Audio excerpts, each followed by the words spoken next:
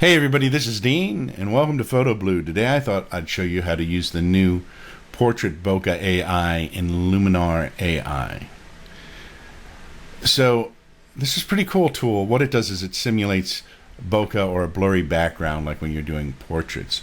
And so I took this photograph with an iPhone, and I'm going to show you first what it looks like when I apply the filter, and then I'll show you how to adjust the mask if you need to, and a couple of other caveats. So here's the amount right here. So note the amount of blur in the background here, or there's no blur really, it's very sharp in the background now. But note how it changes when I move this slider. So I'm going to slide it all the way up to 100%. And you can see it worked pretty well. And if I hover over the picture with my cursor, it actually shows where the mask is, and it made like a perfect mask on this particular instance. But sometimes it does get confused, so I'll show you how to fix that. You'll also notice down here, if you look really closely, it's less blurry down here. It's kind of gradiated, and I think it does that to make it look a little more realistic in most photos.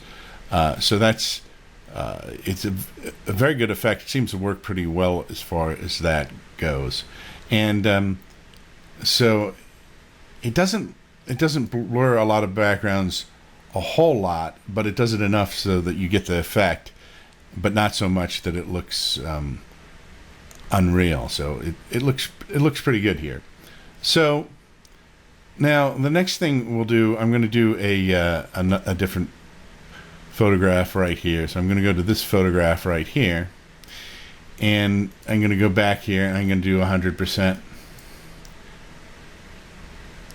And the reason I did this photograph right here, in this particular photograph, you can see right here, it's gradiated, so it's not as blurred down there. So it may show up a little more in some photographs than others. Once again, this did a good job on the mask. Alright, so now I'm going to do a photograph where it doesn't do quite as good a job on the mask. So let's go over to this photograph right here. So when I do the portrait bokeh on this one and we put it up to 100%, takes a second for it to calculate. You'll notice along the ear here, and when I put this over so we can see the mask is picking up some of the branches here. Now the way to fix that is we've got these tabs down here, and if we go to defocus tab, we can actually adjust the radius of the brush if we want, and the softness of the brush, and pull it down a little bit. We can actually zoom in a little bit too, and we can actually remove the mask so that we can kind of adjust it. So in some cases you may have to do this a little bit or a lot, and so if we do that like that, you can see it blurs that again. We could probably clean up the edges a little more, but I won't take the time to do that. But you can see you can fix a lot of things, because sometimes, like even up here, let's pull that off there. So with this photograph, because there were a lot of branches in it, it got kind of confused. So when that happens, all you have to do is adjust the mask. This will work better with some photographs than other photographs. It just depends on what the background is and how well it masked it, and how well you can fix the minor errors in it.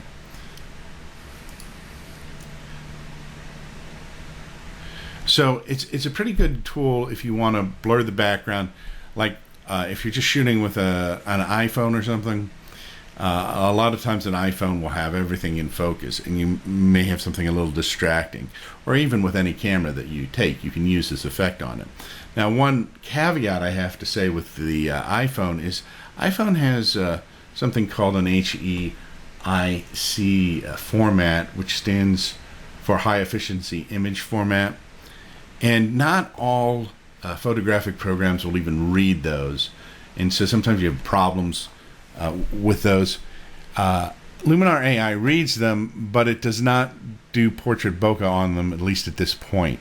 So you can see right here it says that I have a JPEG.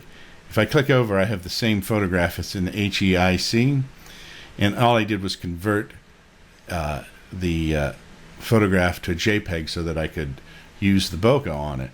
But you can see that the bokeh is grayed out here because it doesn't support it currently on HEIC.